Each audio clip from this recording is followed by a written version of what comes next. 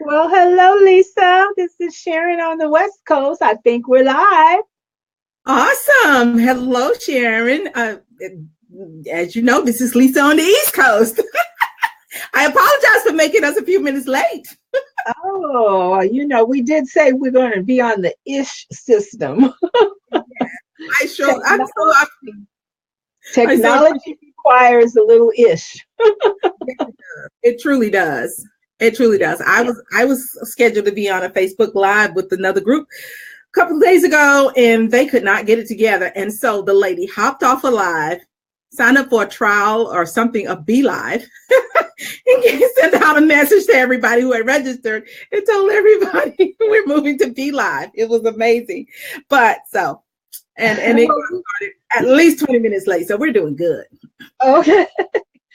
Well, we just want to welcome everybody here to Coast to Coast Beauty. And as we said, I am Sharon Davis on the West Coast. And I am Lisa Washington on the East Coast. Glad you're on us. Together we are Coast to Coast Beauty. That's us. So today we're talking about difficult people. Hot topic. Oh my goodness. Can you believe it? Now, I don't personally have any experience with difficult people. No, you don't. Wink, wink. Yeah, because, we had people asking us, we had asked what people want to talk about, want to hear us talk about, and getting a little tongue-tied. And there was a couple of topics that came up, which was teenagers and mother-in-laws. Yes. So we put them in one category, which is difficult people, because we can probably cover all of that. Although this could be a 4-part series. Girl, more than that. Okay. Because they could be difficult neighbors. It could be difficult people you meet in line at the checkout line at the grocery store. It could be difficult people in traffic who cut you off and then, throw you that sign that says you're number one. All of those and more. Yes. Okay. Well, I have to say, in the category of, I'll start with mother-in-laws. Dare I do that? As being a mother-in-law, my goodness. It's interesting because I actually became a mother-in-law twice in 1 year. Both of my kids got married 10 years ago. My son is actually on his anniversary honeymoon thing right now. That he got married on the 10th of, first my daughter got married February 10th, and then my son got married November 10th. And they planned it that way. When he found out what her date was, he said, you know what? I'm going to do exactly the same thing. So it was the month, 2 months before it ends and 2 months before it begins, they have the same anniversary. So I became a mother-in-law twice in the same year. Mm-hmm. And so me being being me, I decided to write out a mother-in-law policy for myself. I can't wait to hear it. So my mother-in-law policy is that I'm always available, but I will not be intrusive. Okay. And that includes, I don't show up at your house. Well, I do show up at my daughter's house. I have done that to my daughter where she wasn't feeling well and I just popped in and but my part of my policy is I will always call before I come. Mm-hmm. I will not get involved with your arguments. I will listen and be supportive, but I will try as hard as possible to keep my opinion to myself. Wow. So that's kind of a big task for me. I'll say. I'm sorry, Sharon. Are you hearing an echo? Pardon me? Are you hearing an echo? I wasn't. No. Okay. Maybe but I know often when we get off and I watch it later, when you say that there is an echo, I'm just not hearing it. Well, my husband did say, my kids said that I have the CIA ears, which brings, which is why I probably should take the teenage ones. Because they insisted, because they were teenagers back during the time when, after 9/11 and the whole hunting bin Laden thing. And I remember passing by the hallway past their bedrooms one day, and they were in there arguing about something they didn't want to do that I told them to do. And they were like, oh, they should hire her to go find bin Laden. She hears everything, she sees anything. There's not a hole on earth that deep enough for her to for him to hide in where she can't find him. And they said that I had CIA ears. Because I guess if they said something, but that's a cute little size though. But I never made a contract as far as mother is concerned. Oh no. I'm coming in. You're coming in out, but you're back now. So oh wow. Okay. Audio. It's the audio. Well, yeah. The echo is down, but now the audio is up and down. I have no idea what the situation is. According to my computer, I'm at maximum bandwidth. So we will see. Just don't wait too long. Tell me if I go out again, okay? Yeah, well, we're gonna have to do some testings, because I think that's kind of been an ongoing thing. But I got the same thing from my kids. My son told my daughter, "You can't win. She's got spies everywhere, and she's got eyes in the back of her head. So you can't win." Yes, but I will say this. I'm going to share something that I learned years ago. Sharon, can you hear me? I can.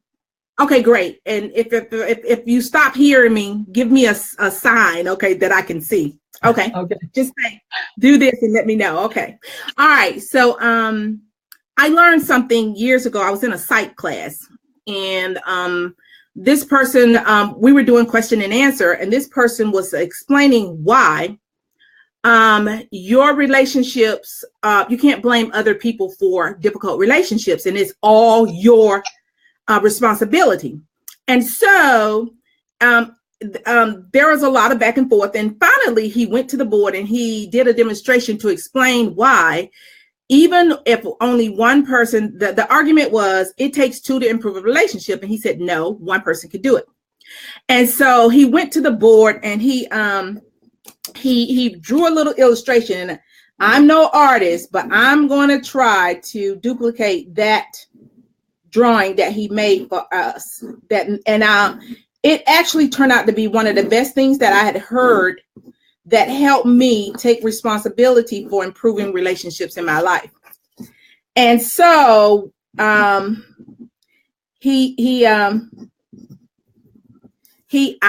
know, I'm going to see if I can get this up there. And he likened it to, this is you going up and down, and this is the other person going horizontal from left to right.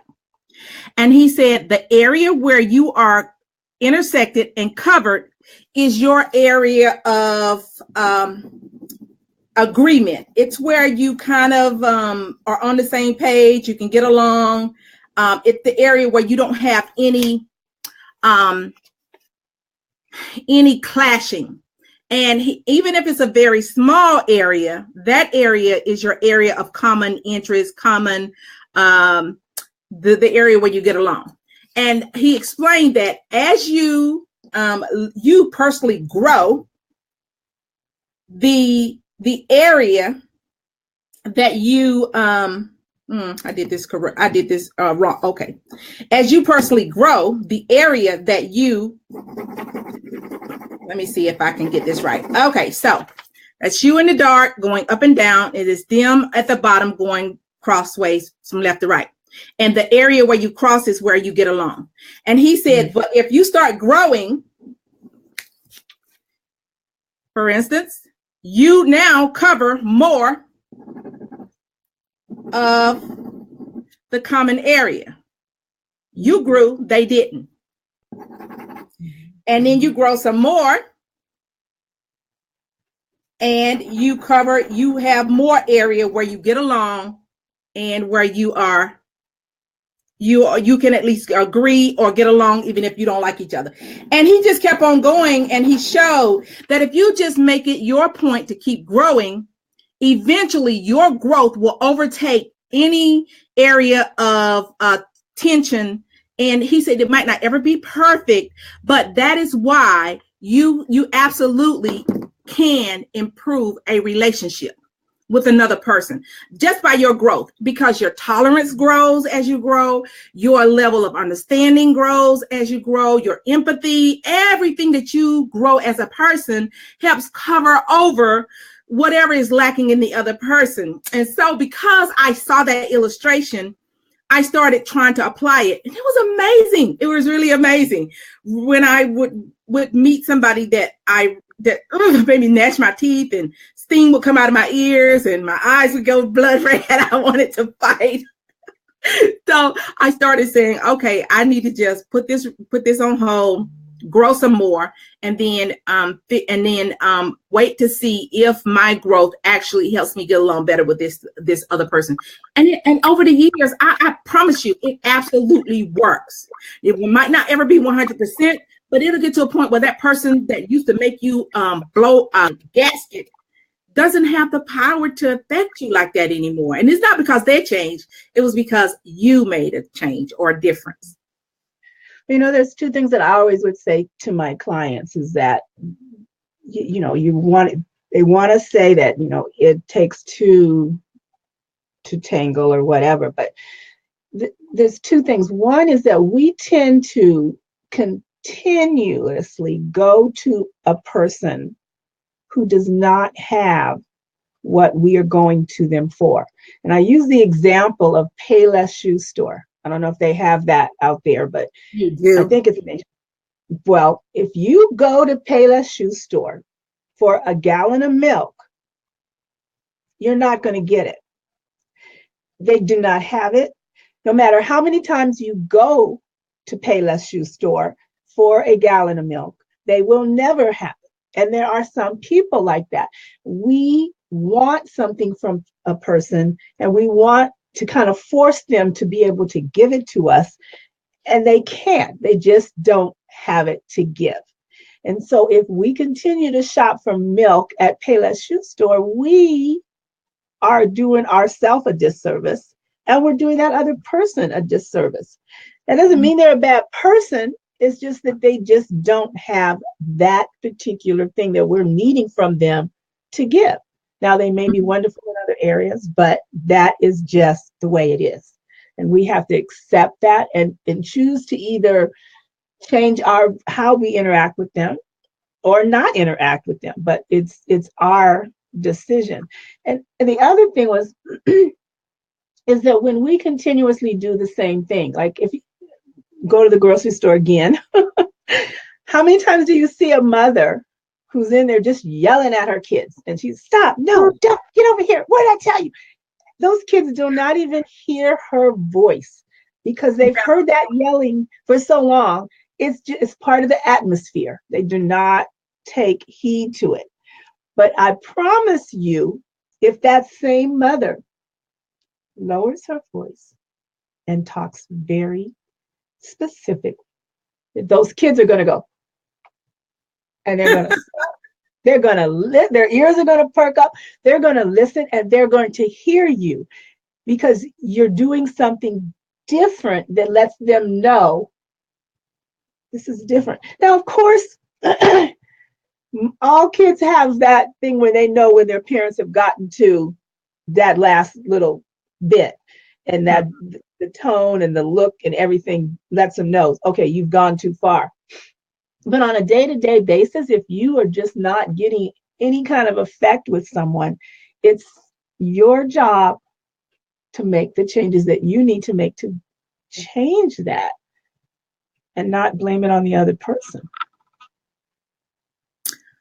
I agree.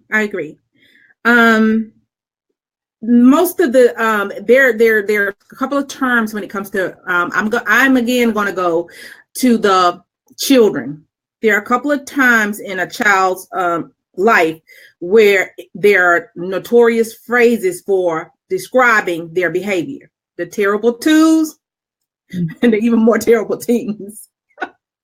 Okay, so being the mother of 5 sons, the terrible twos were not that terrible to me because, you know, I had a certain amount of rules and structure in our family life that I didn't, you know, back down off of. And I think kids need structure. I think that they really are screaming and hollering and begging you to give them some structure and some guidance in their life. When you let them have a free-for-all, I mean, you're letting the animals run the farm.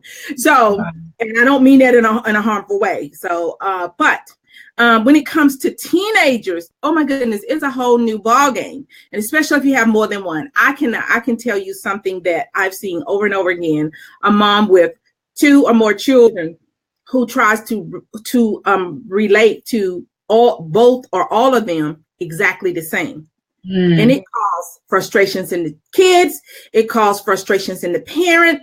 It causes frustration in every area of life. And I know some in this day and age, parents are overwhelmed, overworked, underpaid, underappreciated, don't have enough time. And it can be easy to try the one size fits all blanket when it comes to dealing with teens and even 2-year-olds. Okay, because I will promise you that almost every single one of my 2-year-olds were different. I had one that came here and he was determined to show me that no did not mean no. Then I had a couple who understood no from the very beginning, and a couple who would just push it to test it and see. But they were all different. And when it came to teenage years, it was the same thing. I'm not gonna lie.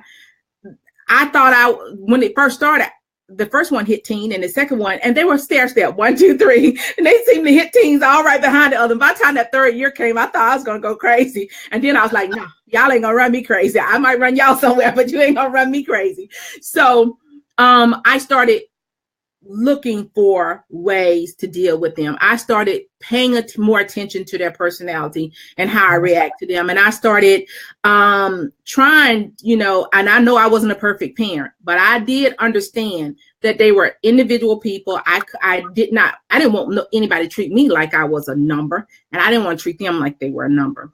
But to parents, I'm gonna tell you right now, your children are likely to think you are the enemy. That's all there is to it. They are likely to think you're the enemy. It's a rite of passage for them to push the envelope, for them to shove and see how far you will go. It's a rite of passage for them to test you, even to some crazy limits, to see if you will still love them anyway, to see if they are worthy. If you think that they are worthy of unconditional love through the good, the bad, and the ugly, they will test you. And I actually say to parents that is their job, is to continuously negotiate for more freedom. They may not recognize that's what they're doing, but that's what it is they have to, because that's the learning stages that they're going through. And who best to teach them and to support them through it than our parents? They're supposed to constantly be pushing that envelope to see what more can I do? What more responsibility can I take on? How much freedom can I expect right now? And that's when we as parents get into trouble, is when we want to just hold on. And yeah, we want to protect. We want to keep them in the little stage of the babyhood. I even said to my daughter-in-law a couple years ago, I think it was Mother's Day or something, I said, oh, I want my son back. And she thought I was like, her husband. I don't want her husband back. I want my baby back. My little 7-year-old, not that guy. That's your husband. You can have him. He's yours. He's not. No. That's not who I'm talking about. But I used to use this story of Sharice and Raymond, an example of what you were saying about the differences. That You can't treat two kids the same. They were in karate class. Now, Raymond wanted to take karate class because he always wanted to do this. Now, Sharice, who was 3 years younger and very tough, was not going to let her brother know how to fight, and she didn't know. So she had insisted she had to go. I mean, she's in ballet, but she still got to take karate class with her brother.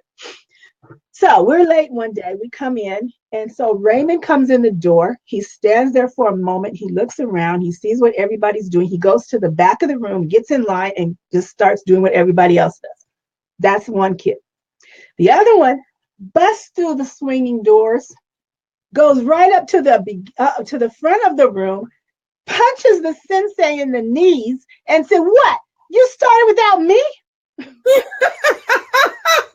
How could you possibly raise those two people the same? In the same house. They're in the same house, but you have to deal with them differently, obviously. Yeah. So, yeah, you have to observe the personalities and go with what their core is. That's so true. I confess that my mom and I used to have a little push and shove, and sometimes even a big push and shove, personality wise, for that same reason. My mom, she had 14 kids. How do you deal with 14 different personalities? It's easier to just treat everybody the same. But, you know, honestly, I was the black sheep in the family, the ugly duckling, whatever you want to call it, the one that was just different. All of us were different, but I was way different. And I know I gave her gray hairs, but I know I pushed the envelope, but I know that I needed something that was intrinsically me. And it would have taken a lot of extra time and more attention on her part to figure it out. And, you know, when I was young, I was angry about it. As I got older and I got kids of my own, I started to understand she did the best she could. Okay. Because I can't even figure out how I did 5 and she had 14. Good gracious. What? I mean, it blows the mind. But because I had that experience, it made me at least try with my own.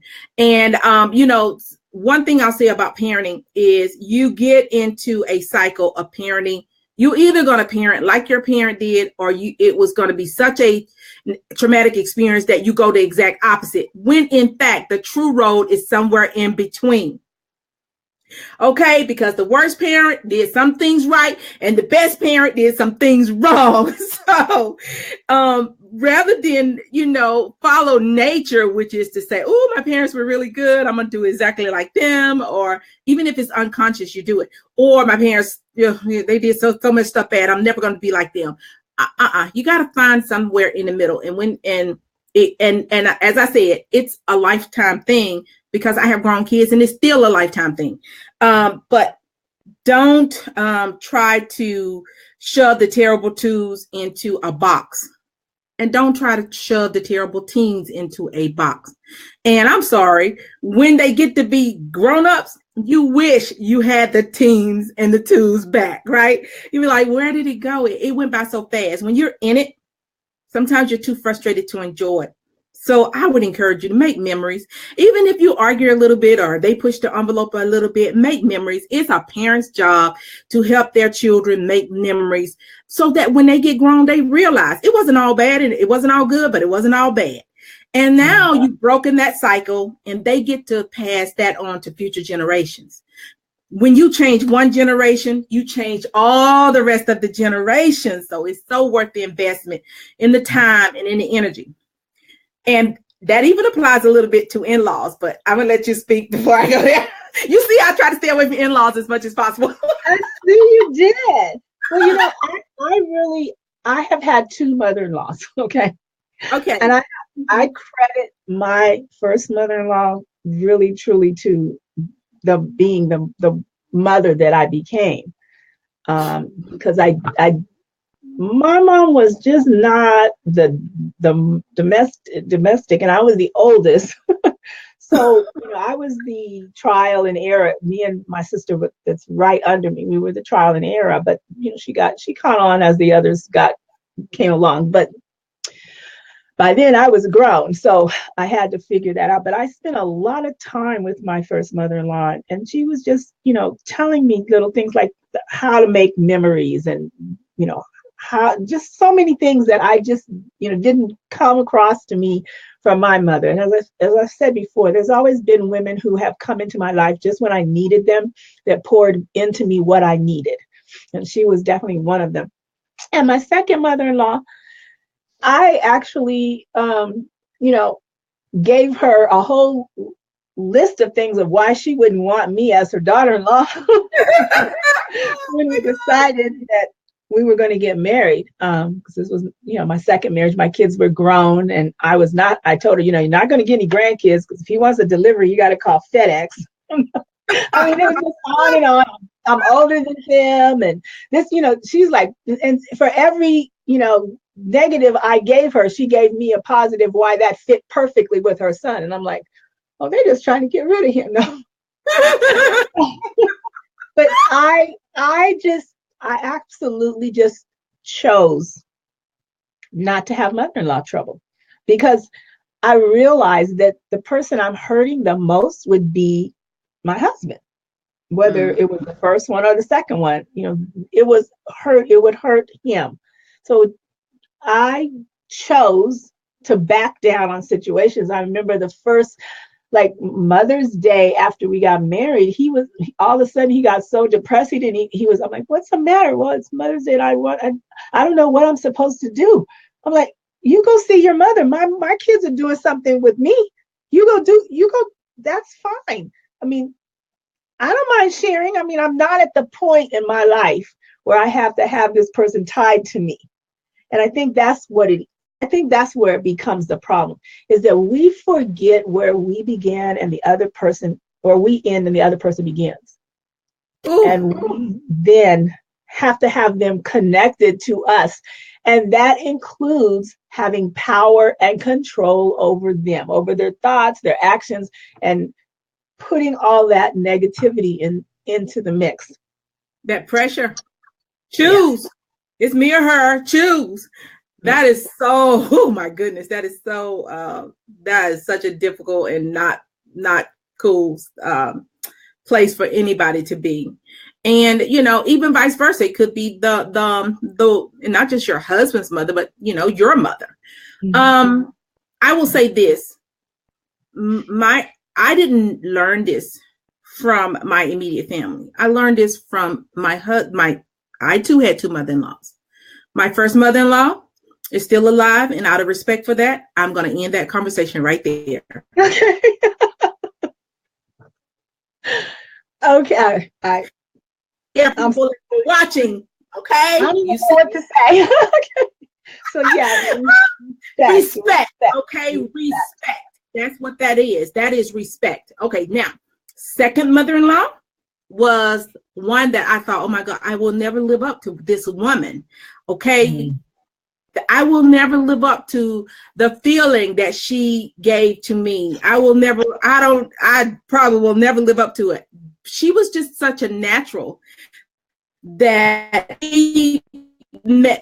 before I met her, a phone conversation, she said, call me mom. And if my son loves you, and I know he does, then it means you're a beautiful person, because I know I don't have, how many moms would like their sons say that? Your volume is coming in out. Oh my God. I don't know how much of that got heard. I said, my second mother-in-law, we got that part. Loved me. It just started. It just started. All right. So that being said, I will end it by saying she was the mother of my heart. And I don't think there's any higher accolade that you could pay to a mom-in-law than to say she was the mother of my heart. Okay. The day she died, it broke my heart. I can't even talk about it now. My heart. Yes, totally. But There's something that I want to say about both of them. Every mother, well, it was a choice how I was able to deal with each one. And it's always going to be a choice. If you have a mother-in-law and she's not exactly your ideal person, you still have a choice. Okay, respect. I remember when I was little, my mom would always, the scripture, I don't want to get preachy. She would always say, honor your mother and your father, which is the first commandment with a promise. She would quote that thing over and over and over and over. And I at an early age equated honoring with respect. And so it became if you honor your parents, the in-law parents-in-laws are worthy of no less respect to me. Right. Yeah. And if you can find it in your heart to do that, then you don't have to agree on every situation. But you also don't have to make every situation a competition. Okay, that person's mom, always will be, or dad always will be. There's nothing that is going to sever that. Life, death, heaven. That is that person's parent. And so to get into a competition with it, I would encourage you, if you find yourself getting into competitions with your in-laws, that you look inward. Yeah, they may be the most terrible person on earth, but there is something you can do to make that situation better. And by doing it, you make your spouse situation better. You make your relationship better. You make and don't think the kids aren't watching. You make the lessons that you are showing the kids better. And again, just like I said, generations later, this situation will be improved because you were the bigger person. You took the time to make the best of that situation, the best possible of that situation. And that much I know for sure. Yes, for sure. And that's what it is. It's choosing to honor and respect their position. I mean, and that also, is a scripture that my mom used to like to throw at me, as honor your parents, but then also honor those that are in authority, in a position of authority. Yes. As well. Yes. And that is exactly what it is. And you don't have to compete on everything. My daughter-in-law is so like me. It's unreal. My son will say, it's freaky, Mom. Like, she sticks her foot out from the covers just like you do. I mean, there's so many things that she does that's just like me, that I'm like, that is kind of things that make you go. I'm very sensitive to her and her feelings. Probably even more so than my daughter, because my daughter and I we are very opposite, but and we clash. We have such a beautiful love relationship, but we have fought it out. And we will continue to, but she's still my best friend, and I'm her best friend. I think she says that. I don't know. It's true. But yeah, it's you have to realize that we are not owners of our children. They are a gift to us for a period of time. And we are just blessed to get the opportunity to try to help them to become the people they're supposed to be. I always told my kids now that their kids are getting older, is that the hardest part of parenting for me was when you became an adult, because you were still at the point where you still needed a little guidance, but I kind of had to do it on the down low, because you can't just tell a 20-year-old what to do. You have to give them some idea and say, these are what your options are. Well, what do you think? Yeah. And hope and pray that they, choose the right one. I actually call it taxation without representation. That's a different way to apply that. Because you still, if they choose wrong, you still are going to be in the mix with them. But you don't get a say.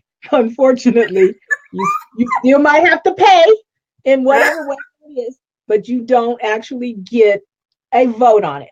So, but that's true. I never thought about it that way, but it fits. It absolutely fits. It absolutely does.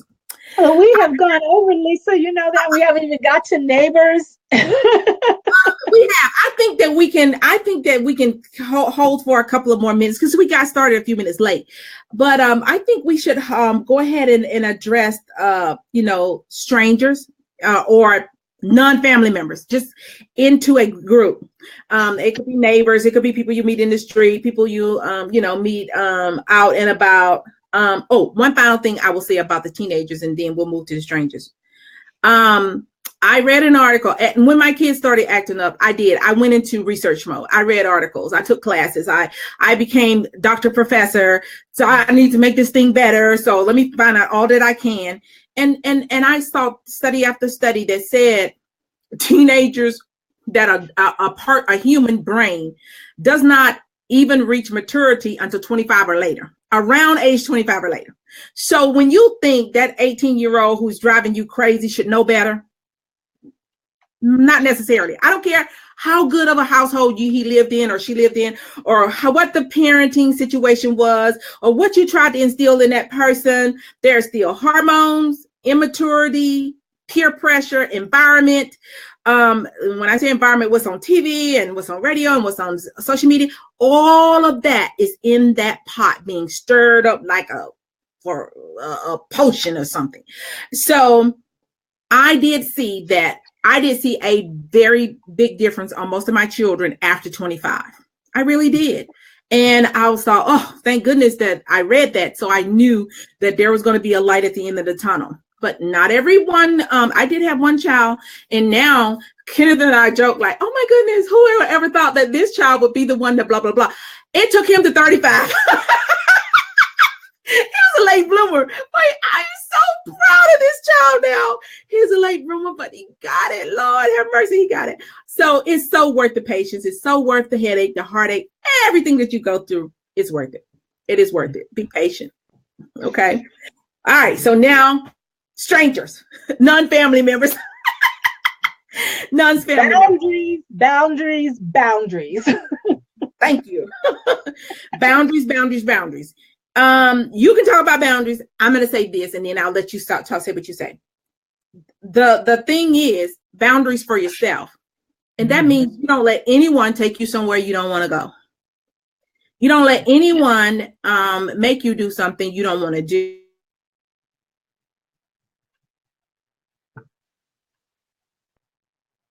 Can't hear you. Can't hear you, Lisa. Okay. Well, while we can't hear Lisa, maybe she'll pop back in. Okay. You're popped out again. Well, while we're waiting on her to pop back in, I'll just say this, is that you don't always know what somebody else is going through too. And that is a big factor in how people actually interact with you. You don't know what they just left home from or what they just experienced or whatever. Are you back? I'm back. You're back. I can see your face, but you were frozen. I was frozen. Oh, you were frozen. So okay. Well, we were frozen. We were frozen together in time. We were frozen.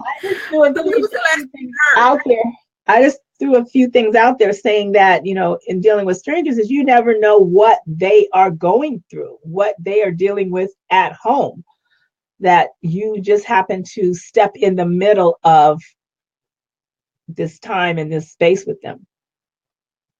That is true. Not just what they're going through at the moment, but you don't know what environment they were raised in.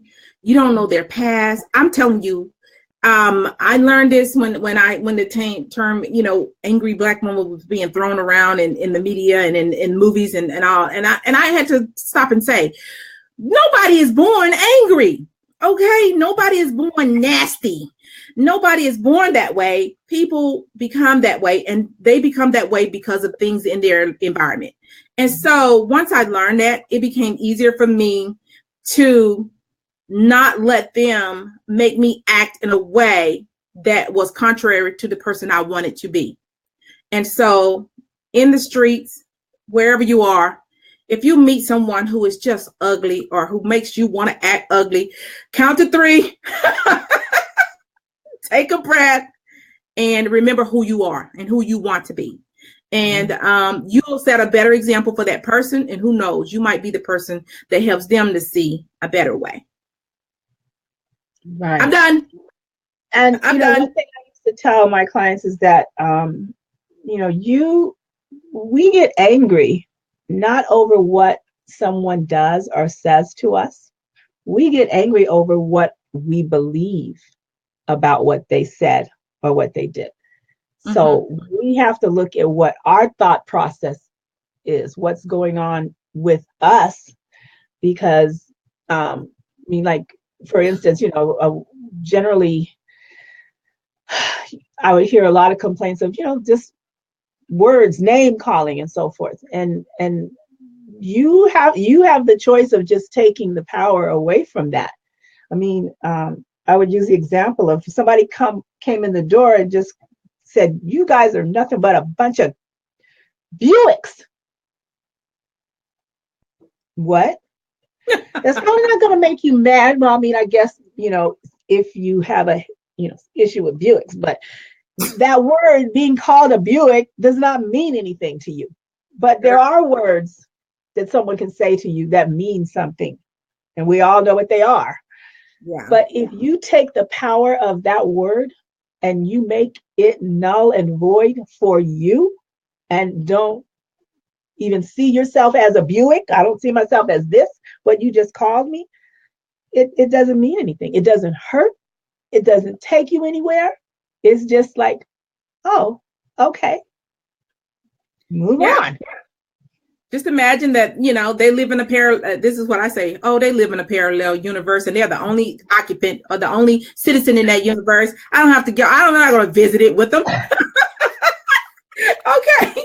I don't know where I heard that from, parallel universe. We're walking side by side. We're in the same room, but you're in a different universe, boo.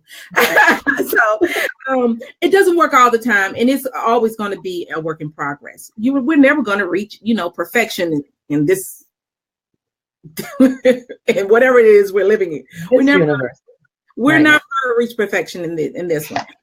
But there are some things that we can be striving toward. There are some things that we can be working toward. And there are some parameters that we can put in place in our lives. And I will tell you truthfully, I used to be I had a hair trigger. I mean, I would get mad, fight, fuss, go with you. Okay.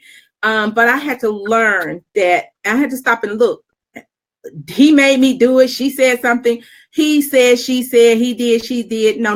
I am my own person. I'm not giving anybody that control. I'm not giving anybody that much power. And it is something that you own and nobody can take it away from you. You have to give it to them. You have to give permission. And so I'm still learning, but I've come, as the old commercial say, I've come a long way, baby. Okay, I'm done. I'm glad we went and took it all the way out and finished. That's something my first mother-in-law said to me, that I was, going through some issues with her son at the time. I mean, yeah. And she said to me, "Do not let my son make you hard."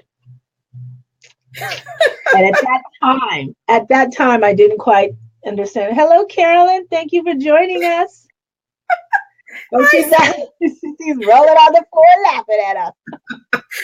She knows some of the backstories, honey. Okay. She knew the Lisa with that hair trigger. Okay. Carolyn, I never had a hair trigger, but I had to learn to toughen up. That's for sure, because I was way too, and that's what she saw. She saw that I was just way too not able to stand up for myself and so forth. But she wanted say that to me. Do not let this situation, this person, my son or whoever, change who you are. What is she calling out for you? You better be quiet. I know your skeleton too, girl. If you dig up mine, I got a shovel. Oh. Oh my goodness. Thank you for dropping in, Carolyn. But no, seriously, I'm living proof that people can change if they choose to, if they want to, and they choose to. And so that situation applies with difficult people. That sure. That's the girlfriend policy. That's right. That's right. So yes, truthfully, if I could change, anybody can change. You hear that all the time, but it's a choice. It is absolutely a choice to learn how to deal with difficult people. And hopefully we've given you a few pointers today that will start you on your way. And you can keep working on it. You just need to start with one or two things. You don't try to change years overnight. You just need to start somewhere. Make a choice and start somewhere, and you'll get there. And we'll be here. Yes, right? We will be here to tackle the difficult people, the mother-in-law, the teenagers, the salespeople, whatever, with some humor and a little common sense, and almost 60 years of experience. Experience, yes. Put to good use. Yes. Yeah. So I guess we have come to the end of another fabulous episode of Coast to Coast Beauty. Yes. And I will say to the people who are listening, thank you. Please share this if you find some value, or you know someone who might be able to find some value in it. Sharon and I were honored that YouTube chose one of our previous videos to promote without any input from us. And yes. We were doing a happy dance. It's like, oh, you need to have a certain number of views in order to, to actually push your YouTube channel. But they came in and found value in it and decided to promote one of our episodes. So hopefully, we're going to keep doing our best to provide great content, usable content. And we appreciate you coming live and all of you who listen to the replay. Yes, replay viewers, we love you. And still continue to send in your please continue to send in your pictures for what's in your bag. Lisa loves that. And we're keeping the categories the same, so it's still a household product, something sexy within reason, and something that someone else put in your bag. So send in those pictures. We'll be announcing the winner for this month at the end of the month. And I know our last winner has some pictures to post of her winnings. So we're excited about that. So we are having a ball. Lisa and I if you can't tell, we just love spending time together. So you're basically sitting in on one of our little girlfriend chats. So have a great weekend, and we will see you next Friday. We're going to kiss you out. Bye-bye.